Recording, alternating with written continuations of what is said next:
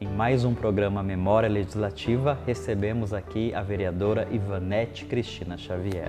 Vereadora Ivanete, lendo sua biografia, vi que em Buritama sua infância foi um pouco difícil. Lembro que você fala que a sua mãe chegava a esconder o pacote de bolacha para poder durar o mês todo. Conta pra gente como era isso. Era só com a bolacha? Como foi sua infância? Miguel, minha infância foi muito sofrida. Era eu e minha irmã, porque até então meu irmão não tinha nascido, né?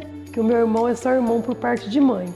A minha mãe ia pra roça, a gente ficava numa casinha de 2 cômodos no fundo da minha avó, onde a minha mãe já deixava certinho o que a gente podia comer e o que tinha para comer. E as bolachas que a gente mais amava ficava assim dependurada lá no poste, naquela parte do madeiramento, porque a casa não tinha forro, no caibro, para que a gente não mexesse, porque a minha irmã, se deixasse baixo, mexia. E só podia comer 3 eu, 3 a minha irmã, de manhã e à tarde, porque tinha que dar para o mês todo. Porque assim, nós somos criadas com muita dificuldade. Sabe assim, eu não tenho vergonha de falar, já comi mamão verde de mistura. A gente saía buscando algumas coisinhas, macaúba no meio do mato, brotos de abóbora, essas coisas assim. Mas a gente sobreviveu. E a minha mãe sempre indo na roça, e muitas vezes, uma passagem muito triste da minha vida é quando a minha mãe fala, quando ela não tinha mistura, ela não comia perto das amigas. Ela pegava o caldeirãozinho e ia comer lá atrás do caminhão para que as amigas nem soubessem que ela não tinha mistura naquele dia. Mas que para criar nós, tudo ia valer a pena, porque ela era separada do meu pai. Então meu pai não ajudou, não contribuiu financeiramente para a nossa criação. E foi assim que eu fui crescendo, até os 10 anos de idade. E você conta também com muito orgulho que você começou a trabalhar como doméstico. No final de semana você ia para a roça, colhia algodão, colhia amendoim, só que o dinheiro, apesar de toda essa dificuldade relatada, não era para você. Para quem era o dinheiro da colheita? É assim, ó, eu comecei a trabalhar de doméstica com muito orgulho mesmo, porque eu fui doméstica em uma casa maravilhosa, uma casa imensa, e ali era uma alegria para mim cuidar de cachorro, lavar banheiro, cuidar da casa, fazer comida para o meu patrão, para minha patroa, e depois eu ia para a escola, à tarde voltava para o serviço, e eu fui doméstica com muita alegria. Eu ainda falava, Deus, conforme eu cuido dessa casa, um dia eu quero ter uma casa, um dia eu quero ter uma casa grande. Sempre sonhei com uma casa grande, Miguel. E esse sonho eu realizei aqui na nossa cidade. Eu tenho uma casa grande hoje, cheia de bicho e plantas. E aí, o que acontece? Ao sábado e domingo, o padre, porque eu participava de grupo de jovens da congregação mariana, o padre falava, precisamos levantar as salas de catequese. Vocês vão colher algodão ou chacoalhar amendoim, dependendo da colheita, e toda aquela turma que subia no caminhão, era o dinheiro o padre que recebia, anotava, e doava para a igreja para fazer a obra e as construções da sala de catequese. O meu algodão era muito, muito limpinho. Eu pegava com uma mão, tirava com a outra, e quem cata algodão é assim, ó, tudo correndo. Aí o povo falava assim, o da Ivanete é boca de fardo. O que é boca de fardo? É quando você pega aquele algodão cheio com as maçãs para pesar mais e coloca um limpinho em cima. Aí eu falei, não gente, eu não quero ser isso, então eu vou dar água. Aí eu fui escalada para ser bombeira da turma. O que é ser bombeira numa turma de roça? É dar água para o povo, para que o povo não pare para tomar água na moringa para render a produção. Muito orgulho dessa fase da minha vida. Hoje eu chego lá e vejo, né, a sala que eu ajudei a construir. E a gente percebe muito, principalmente nas redes sociais, você vive postando algum evento sempre relacionado à cozinha. Algum evento culinário, você está cozinhando para ajudar alguém, para ajudar alguma causa. De onde veio essa paixão pela culinária? Essa paixão pela culinária, tudo iniciou com a minha avó. Porque a minha mãe ia para a roça, eu tinha 5, 6 anos de idade, 7 anos, até os 10 antes de eu ser doméstica. Então a minha avó colocava eu para cozinhar, ajudar ela a cozinhar. Eu subia num caixote para alcançar o fogão a lenha. E tinha que rachar a lenha, e tinha que acender, e tinha que fazer completo.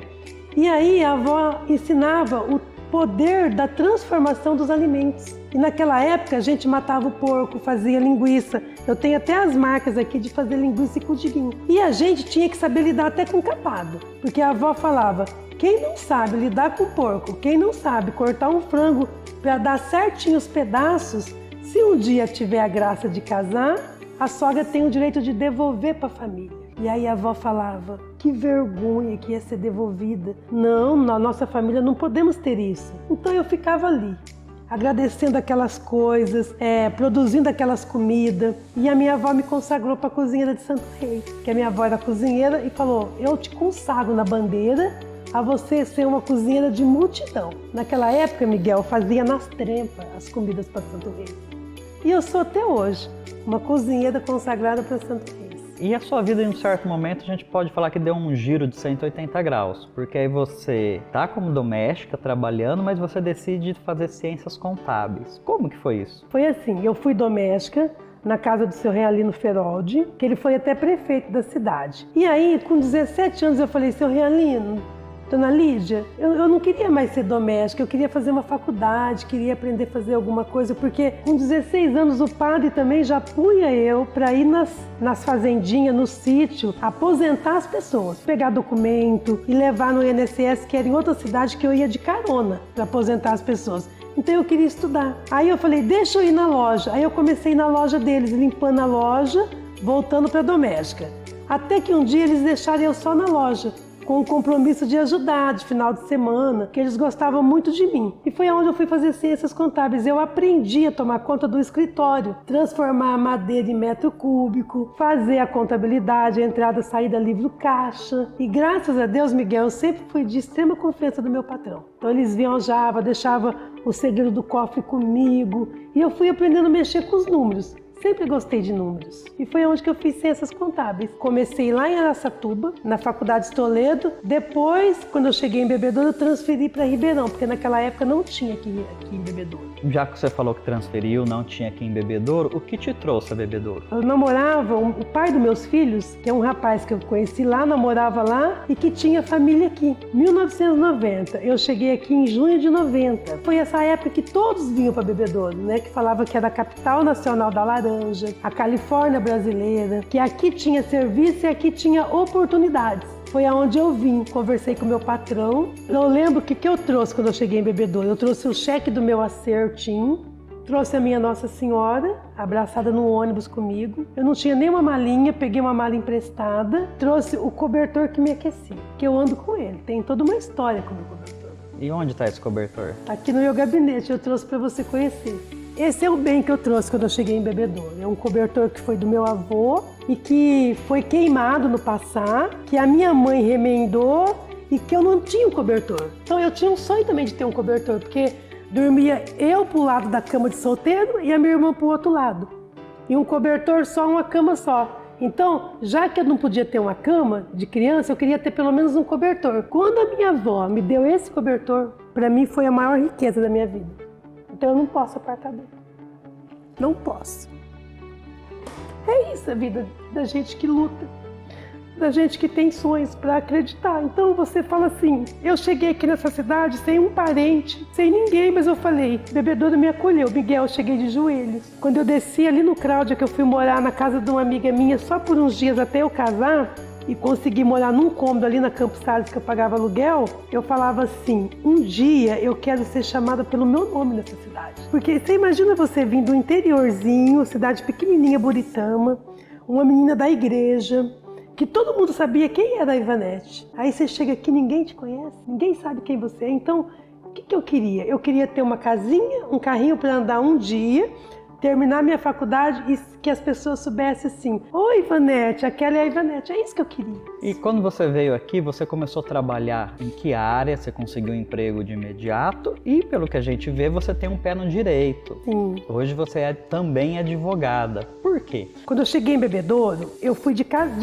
escritório em escritório de contabilidade. E eu lembro que teve um que eu parei, era o seu Rui da Soralto. Eu falei: olha, deixa eu ficar um dia aqui que eu te mostro o que eu sei fazer. Aí ele deixou, eu sentei lá, datilografia naquela época, aquelas máquinas de calcular, de bobina, e eu mostrei para ele o que eu era capaz de fazer. Ele me contratou. E aí não foi nem um ano, eu já cheguei nele, agradeci e montei o meu próprio escritório de contabilidade. Isso foi em 1991. Eu inaugurei o meu escritório de contabilidade 21/7/91, no dia do meu aniversário. Aí eu já consegui ter o meu escritorinho, que era na minha casa, uma mesinha de cozinha, aquelas máquinas da datilografia pequenininha que a minha mãe me deu, e foi assim que eu comecei. E eu batia palma nas empresinhas: posso abrir sua firma? Eu sei fazer. E já desde aquela época eu ia de bairro em bairro, pedindo serviço e oportunidade de vida. E o direito, como você me perguntou, o meu pé no direito, nasceu, eu acho que naquela época, onde eu já aposentava as pessoas com 16, 17, 18 anos, eu já ia para o sítio, o padre falava, vai lá, pega os documentos, vai com a pessoa no INSS, que era em Araçatuba, outra cidade. Então eu já começava a lutar pelos direitos das pessoas. Na verdade, eu tinha que ter feito direito primeiro, mas não tinha dinheiro para pagar. Naquela época a contabilidade era muito mais barata. Então a gente faz aquilo que dá para depois a gente não desistir dos sonhos. Aí eu consegui fazer direito depois de uns 10 anos que eu tinha feito contabilidade. Fiz em Ribeirão Preto. Tem esse pé na cozinha, na contabilidade, no direito e você também é envolvida com o artesanato. E essa vocação? Essa vocação do artesanato, primeiro eu já gosto de falar a minha frase que eu falo para o artesão. Não desista, porque Deus foi um artesão. Somos obras de Deus. Nós viemos das mãos de um artesão. E aí, o que aconteceu? O meu casamento não deu certo, né? Com o pai dos meus 3 filhos, eu separei. E hoje, já faz 11 anos que eu sou casada com um artesão. Aí eu percebi, o meu marido tinha emprego quando eu casei com ele. Mas eu percebi que ele não fazia aquele talento que Deus dá. Ele trabalhava de segurança, mas ele sabia fazer artes. E eu falei, você vai fazer artes. Eu vou te ajudar, nós vamos ver o que dá para fazer. E aí eu percebi que por que eu ia ajudar só ele? Diante de tantos artesãos precisando de luz, precisando de oportunidades. Foi onde eu montei uma associação de artesãos para todos. Para o meu marido, para todas as pessoas que dela precisam e até para mim, que eu também gosto de fazer uns biquinhos de crochê, gosto de fazer umas comidinhas de artesanato, gosto de fazer umas coisinhas também. Como você veio parar aqui na Câmara? Partiu de você essa vontade? Você recebeu algum convite? Foi uma decisão fácil? É assim, Miguel, na verdade, eu nunca imaginei que eu fosse chegar aqui na Câmara, que eu fosse um dia sequer ser candidata a vereadora. Principalmente até pelo artesanato. A gente tinha que brigar feio para conseguir um alvará para uma praça, para conseguir uma exposição. Tudo é muito brigado nas causas sociais. Aí as pessoas perceberam que eu era muito guerreira. E eu não falo para me vangloriar, eu falo porque é de mim não desistir. Aí eu recebi um convite para ser candidata a vereadora. Conversei com a minha família. Vocês me apoiam dentro de casa? Quando a minha família falou que me apoiaria, eu falei, então eu vou procurar entender como que funciona um legislativo, um executivo, como que é ser um vereador, as funções e tal. Foi aonde eu fiz a escola política, até aproveito a oportunidade para te agradecer, que você me deu essa oportunidade diante dos outros alunos seus também. Estudamos por mais de 1 ano. Recebi o título de aluna nota 10, que eu não faltei nenhum dia, nunca perdi.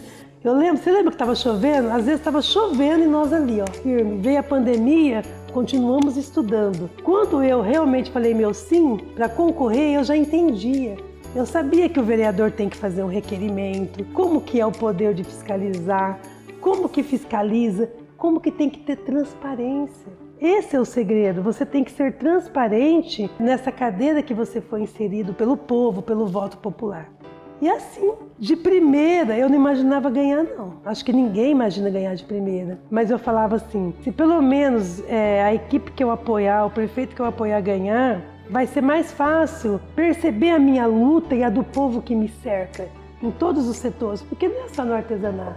A gente luta pelos moradores de rua, pelos projetos sociais, tem um monte de coisa que a gente faz. E foi assim, eu fui eleita. Como vereadora, mulher, aliás, é bom lembrar que nós só tivemos 9 mulheres até hoje aqui nessa Câmara. Você já sofreu alguma violência de gênero, algum preconceito por ser mulher lá fora, das pessoas não reconhecerem a sua vocação política também, pelo simples fato de ser mulher? Eu já recebi lá fora e vou além, eu já recebi aqui dentro.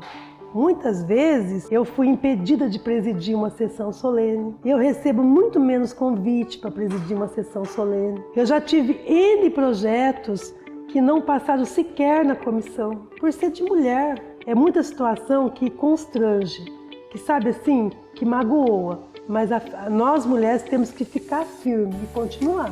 Eu estou em busca de trazer mais mulheres para a política. E como é sua atuação hoje na Câmara de Bebedouro? Quais as pautas que você defende? Como você quer ser lembrada daqui 10, 20 anos? Como que você deseja que as pessoas lembrem da vereadora Ivanete Xavier? Miguel, nessa Casa de Leis, eu defendo assim, tudo o que o povo estiver precisando, que for para o bem do meu povo.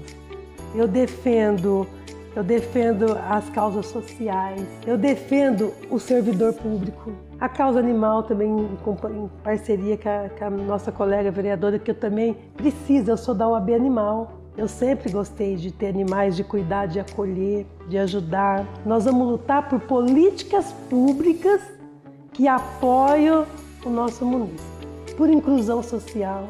Eu acabei de fazer um projeto onde obriga os prédios públicos, os setores públicos, a ter escrito em braille. Então, eu quero ser lembrada daqui a 10, 15, 20 anos, talvez um dia que eu não estiver aqui hoje, que alguém estiver vendo essa nossa entrevista, eu quero ser lembrada como uma pessoa do povo.